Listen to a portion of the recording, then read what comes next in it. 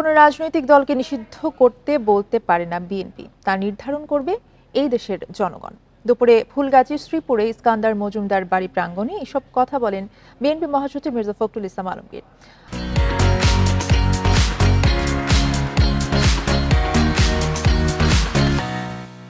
15 বছরের পুরনো জঞ্জাল সাফ করে জনগণের সরকার প্রতিষ্ঠার জন্য অন্তর্বর্তীকালীন সরকারের প্রতি আহ্বান জানান বিএনপি মহাসচিব। বলেন, মিথ্যা মামলায় 6 বছর জেল খাটেন বেগম খালেদা জিয়া। তাকে স্যাঁতসেঁতে ঘরে রেখে পুরনো খাবার খাওয়ানোয় অসুস্থ হয়ে পড়েন তিনি।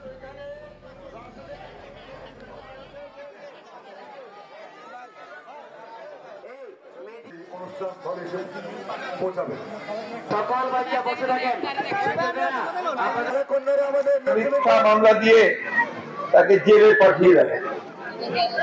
আপনারা চিন্তা করতে পারবেন না যে তিনি কি কষ্টে সেই জেলে ছিলেন। তাকে একটা ছোট্ট একটা ঘরের মধ্যে স্যাঁতসেঁতে একটা ঘরের মধ্যে আটকে রাখা হয়েছিল। তাকে ভালো করে খেতে দেওয়া হয় নাই। তার খাওয়ার মধ্যে সমস্ত পুরনো খাবার দিত।